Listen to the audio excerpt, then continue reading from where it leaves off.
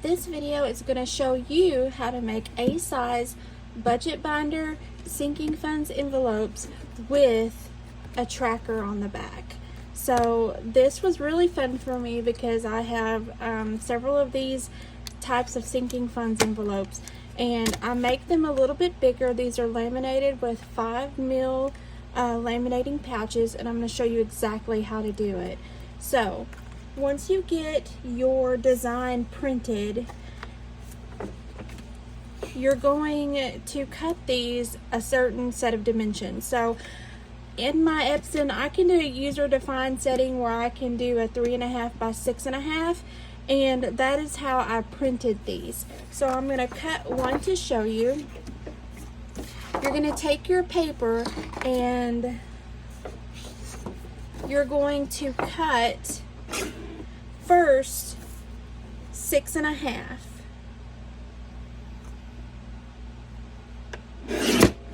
Okay, and then you're going to cut 6, and then you're going to cut 3.5. And what this does is this makes it a little bit bigger so that it can easily accommodate your cash whenever you cash stuff it. Okay, so this is the front of your envelope that says what it is, and then your tracker is going to be on the back. So all I do is I take them and I line them up, okay, and then I'm going to use a 5 by 7 laminating pouch, and this is 5mm thick.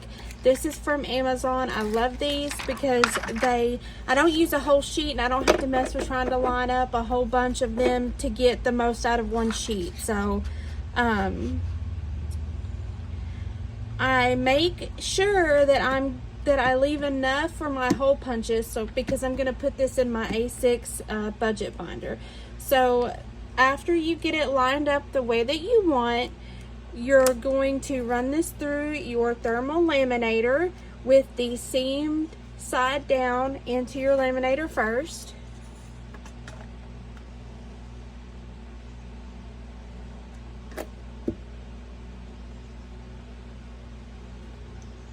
And then we're going to do another series of cuts. We're also going to round our edges so that we don't take a chance on getting cut by the laminate, because the laminate is pretty sharp. Using a 5mm laminate ensures that your envelope is going to be sturdy.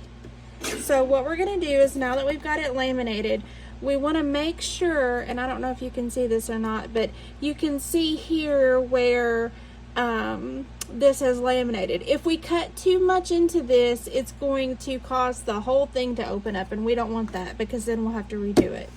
Ask me how I know. So we're just going to trim off a little, okay? And that's about as close as I'm comfortable getting without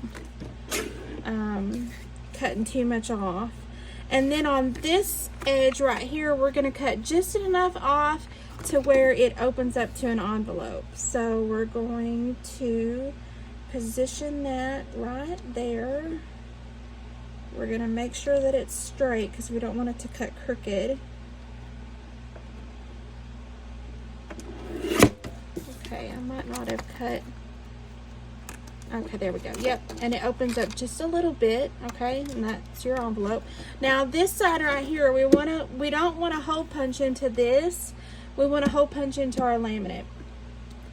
So for this right here, we're going to cut this exactly 4 inches. So we're going to put it through our paper trimmer, and we're going to measure 4 inches, and that's the seam of the top part of our envelope. And then we're going to cut it, and then this is going to give us enough for our hole punch. My hole punch is set to A6. This is a Perfect 6 punch hole punch that I got off of Amazon. It's already set to how I want it. This is actually set to personal, because if you set it to A6 agenda, it's not going to be right. So you have to set it to personal. I found that out the hard way too. So we're just going to put our envelope in here. We're gonna hole punch it, and there's our hole punches, and this is gonna fit perfectly in our A6 budget binder. Now, what I want to do is I want to round these sharp corners here because I don't want, they're very sharp and I don't want to get a paper cut. And the rounded edges just give it a more finished look. And so this right here, I don't know what's going on with my rounder, but if this happens to you, you can just take scissors and just gently trim this off. I hate it when it does that. I don't know why. I don't know if I need to clean it out or what, but that's all you have to do. And then you're gonna round this corner, this one, and this one. And now you have a sinking fund envelope that also includes a tracker to track how much money you've put in here. And this is great for someone who, like me, who has a lot of different categories within a category, I guess you could say. So it doesn't make sense for me to use one envelope for medical when I have medications, I have, you know, eyeglasses, doctor copays.